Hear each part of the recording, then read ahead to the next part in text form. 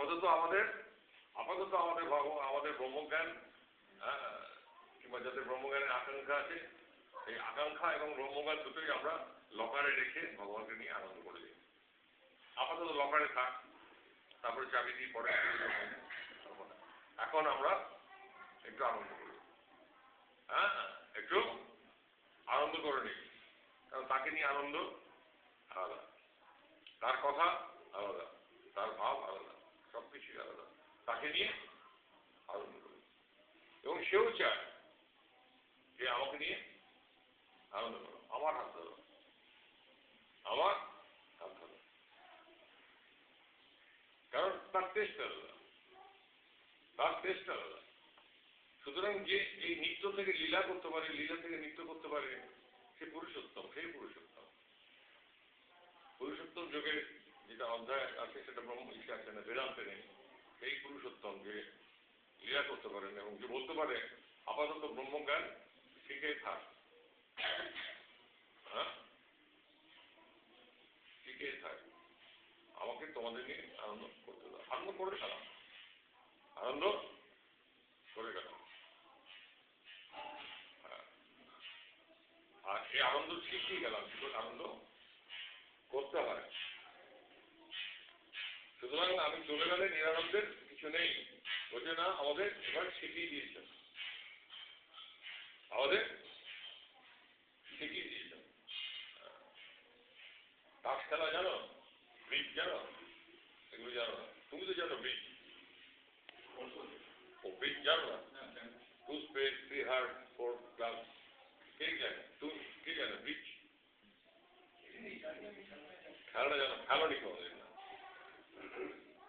Bridge খেলো, contact bridge.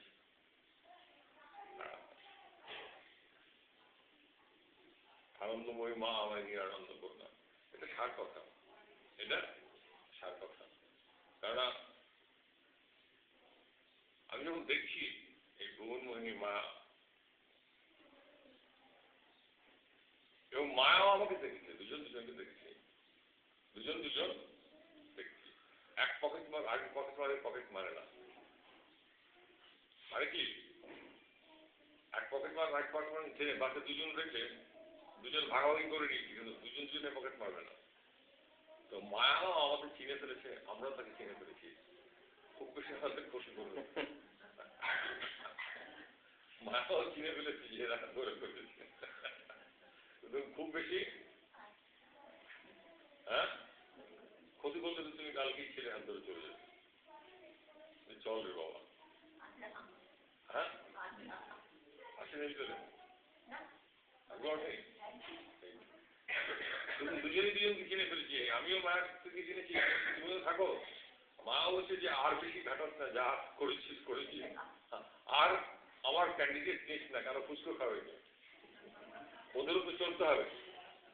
আমার মা বলছে মা আমাদেরও তোমরা বেশি ঘাটিও না, কেননা আমাদেরও তোমরা বেশি ঘাটিও না, আমাদের এভাবে থাকতে দাও, বুঝে গেছি তোমার খেলা, আমরা কাউকে বলতে যাচ্ছি না, বিক্রিওয়ালা বলতেও যাচ্ছি না, তুমিও আমাদের খেলা বন্ধ করুন না। দুজনে দুজনে একটা অ্যাগ্রিমেন্ট করে নিয়েছে, ব্যাস চলতে থাক, আনন্দ করতে থাক, আনন্দ করে যাও, আনন্দ করে যাও, কোনো ব্যাপার না। এই বিরাট সুযোগ পাওয়া গেছে, এই ব্ল্যাঙ্ক চেক হাতে দিয়ে দিয়েছেন আমাদেরকে, আনন্দ করতে পারাটাই হচ্ছে ব্ল্যাঙ্ক চেক। টাকা পয়সা সবকিছুর উদ্দেশ্য হচ্ছে ভালো থাকা, ম্যাক্সিমাম ভালো থাকে।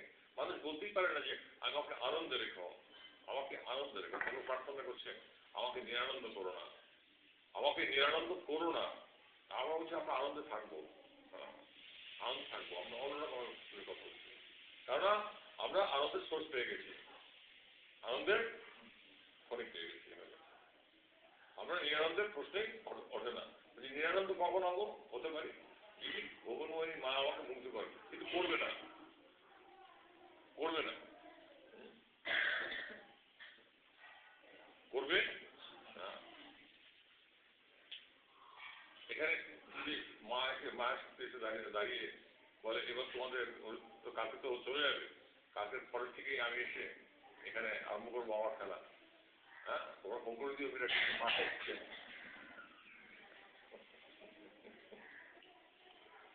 মাও খাটাবে না। কেন খাটাবে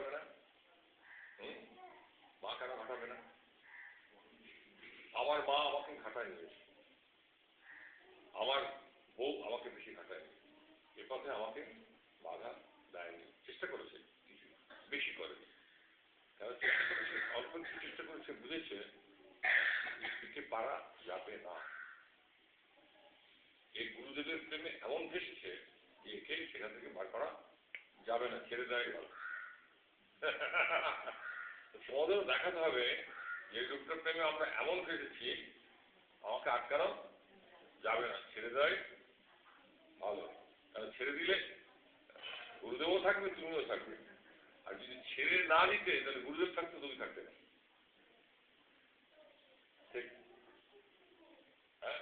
সবাই বলে যে তিনি তোমাকে সাহায্য করেছে, এবং সাহায্য করেনি, করতে বাধ্য হয়েছে। কেন বাধ্য হয়েছে? সে চালাক ছিল, সে জানে এই লোকটাকে আটকানো যাবে না। সেই জন্যই আমি বলি, লোকে যারা বলে যে আমাকে বাধা দিচ্ছে, আমি কথাটাকে বিশ্বাস করি না। বাধা বলে কিছু নয়, হ্যাঁ, বাধা দিচ্ছে না, আমি বাধা চাচ্ছি তাই মনে হচ্ছে বাধা। আমাকে বাধা দেবে কি? আমি যাবো ওই পথে, আমাকে বাধা দেওয়ার কি আছে? বাধা দেওয়ার তো কেউ নেই, এ পথে বাধার কিছু নেই। লোকে বলে না এ পথে অনেক বাধা, এসব বলে দুর্বলতার কথা। আমি কিন্তু বাধা বলে কিছু পাইনি। আমি বলছি, বললাম যে আমাকে বাধা চেষ্টা করেছে, কিন্তু সে জানে যে আমি যদি বাধা দিই, হ্যাঁ, আমি যদি বাধা দিই, আমাকে একবার শ্বশুরবাড়ি থেকে একটু চিন্তিত হয়ে বলেছিল যে জামাই নতুন বিয়ে করেছে, একটু আশ্রমে যায়, মানে শ্বশুরমশাই একটু চিন্তিত হয়ে বললো মেয়ের যা হয় তা।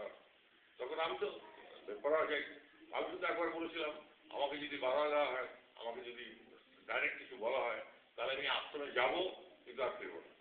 ব্যাস একটা কথাই বলেছি, আর ফিরবো না। সুতরাং তারপর দিন দেখলাম রাস্তা ওই বাধা